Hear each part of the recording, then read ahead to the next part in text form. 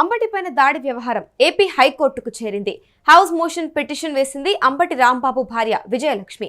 తమకు రక్షణ కల్పించాలి అంటూ కూడా అంబటి భార్య ఇటు పిటిషన్ వేసినట్టు తెలుస్తోంది. ప్రస్తుతం అయితే వాళ్లకు రక్షణ కల్పించడంలో పోలీసులు విఫలమయ్యారు అంటూ పిటిషన్ వేశారు. 24 గంటల పాటు తమకు భద్రత కల్పించాలి అంటూ విజయలక్ష్మి కోరారు. తక్షణం కూడా చర్యలు తీసుకోవాలి అని పిటిషన్లో కోరారు అంబటి రాంబాబు భార్య.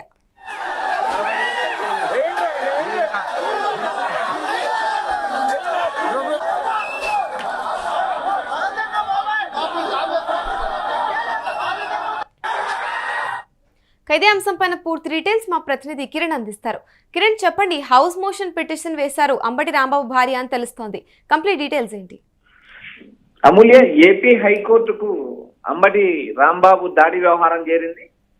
హౌస్ మోషన్ పిటిషన్ దాఖలు చేశారు అంబటి రాంబాబు భార్య విజయలక్ష్మి తమకు రక్షణ కల్పించడంలో పోలీసులు విఫలమయ్యారని హైకోర్టులో పిటిషన్ దాఖలైంది. 24 గంటల పాటు తమకు భద్రత కల్పించాలని కోరిన విజయలక్ష్మి తక్షణం చర్యలు తీసుకోవాలని పిటిషన్ లో విజయలక్ష్మి కోరడం జరిగింది. అయితే ఈ పిటిషన్ పైన నేడు హైకోర్టులో విచారణకు వచ్చే అవకాశం ఉంది. అదైతే నిన్న జరిగిన వ్యవహారాన్ని మనం ఒకసారి పరిశీలిస్తే సీఎం చంద్రబాబు నాయుడు పైన అసభ్యకరమైన వ్యాఖ్యలు చేసిన అంబటి రాంబాబు ఇంటిపైన టీడీపీ శ్రేణులు, టీడీపీ కార్యకర్తలు, టీడీపీ నేతలు దాడి చేశారు. ఏకంగా ఇంటిలోకి చొచ్చుకుపోయి అంబటి రాంబాబు మీద దాడికి ప్రయత్నం చేశారు.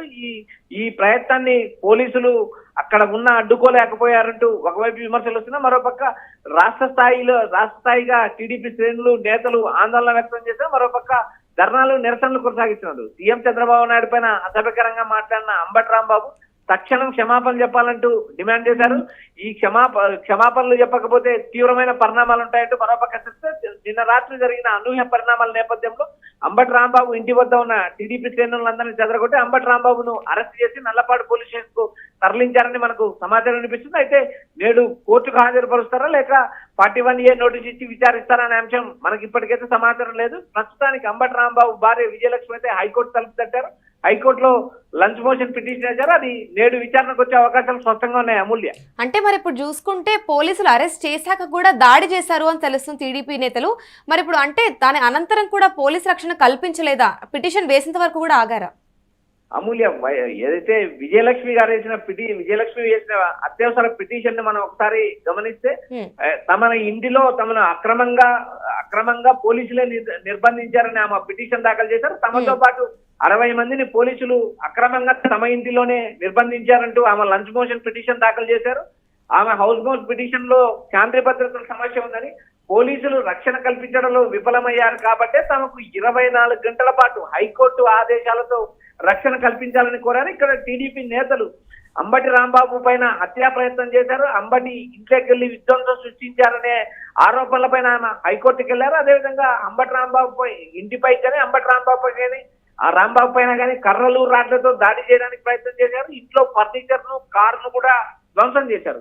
ఎమ్మెల్యే గల్లా మాధవ్ ఆధ్వర్యంలో టీడీపీ నేతలు, టీడీపీ కార్యకర్తలు నిరసన కార్యక్రమాలు చేశారు. మరోపక్క అంబటి రాంబాబు ఇంటిలోకి దూసుకుపోవడానికి కూడా ఏదైతే సిట్టింగ్ ఎమ్మెల్యే గల్లా మాధవి కారణం అంటూ మరోవైపు విమర్శలు వినిపిస్తున్నాయి. పోలీసులు ఉండగానే, పోలీసుల సమక్షంలోనే ప్రతిపక్ష నాయకుల ఇళ్ల మీద దాడులు జరుగుతున్నాయంటూ విమర్శలు ఉన్నా కూడా పోలీసులు పట్టించుకునే పరిస్థితి లేదు. పోలీసులు నిర్లక్ష్యంగా వ్యవహరిస్తున్నారంటూ వైఎస్ఆర్సీపీ నేతలు ఆరోపణలు చేస్తున్నారు. అమూల్య, దీనిపైన ఇప్పుడు టీడీపీ అధిష్టానం స్పందించిందా కిరణ్? అమూల్య, ఇప్పటి వరకు టీడీపీ అధిష్టానం స్పందించలేదు.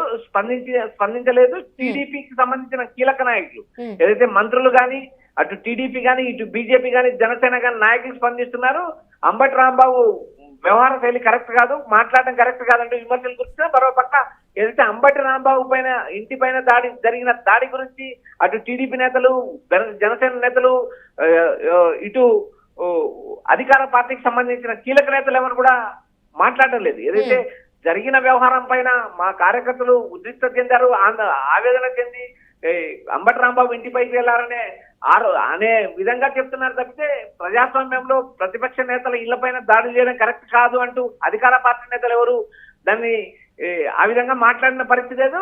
ఏదైతే మా నాయకుడిని చంద్రబాబు నాయుడు విమర్శించారంటూ మంత్రుల దగ్గర నుంచి, ఎమ్మెల్యేల దగ్గర నుంచి విమర్శలు కురిపిస్తున్నారు తప్పితే ప్రజాస్వామ్యంలో శాంతి భద్రతలు కావాల్సిన హోంశాఖ మంత్రి కూడా నేరుగా విమర్శలు కొనసాగిస్తున్నారు తప్పితే పోలీసులు పోలీసులు శాంతి భద్రతలు కాపాడడంలో విఫలమయ్యారంటూ ప్రతిపక్ష నేతలు చేస్తున్న ఆరోపణలపైన ఎలాంటి స్పందన లేదు. మరోపక్క గుంటూరు ఎస్పీ దగ్గరికి వైఎస్ఆర్సీపీ నేతలు వెళ్లారు. దాదాపు గంట సేపు ఎస్పీ ఆఫీస్ ముందు నిలబడినా ఎస్పీ కలవలేదు. రేపు రండి అంటూ అక్కడ ఉన్న సిబ్బంది చెప్పడంతో వైఎస్ఆర్సీపీ నేతలు తిరిగి వెనక్కి వచ్చిన పరిస్థితి. రాష్ట్రంలో శాంతి భద్రతలు ప్రధానంగా సమస్య అయ్యాయంటూ వైఎస్ఆర్సీపీ నేతలు విమర్శలు చేస్తున్నా అధికార పార్టీ నిమ్మక నీరెత్తినట్టుంది. మరోపక్క వరుసగా ఏదైతే తిరుమల లడ్డు వ్యవహారం బయటకు వచ్చిన తర్వాత ఏదైతే జంతు పువ్వు కలవలేదంటూ సిట్ ఇచ్చిన నివేదిక తర్వాత వరుసగా డైవర్షన్ పాలిటిక్స్ టీడీపీ కూటమి చేస్తుందంటూ వరుసగా వైఎస్ఆర్సీపీ నేతలు విమర్శలు గుర్తిస్తున్నారు. ఇక్కడ ప్రధానంగా ఈ డైవర్షన్ పాలిటిక్స్ లో భాగంగానే అంబటి రాంబాబు మాట్లాడిన మాటల్ని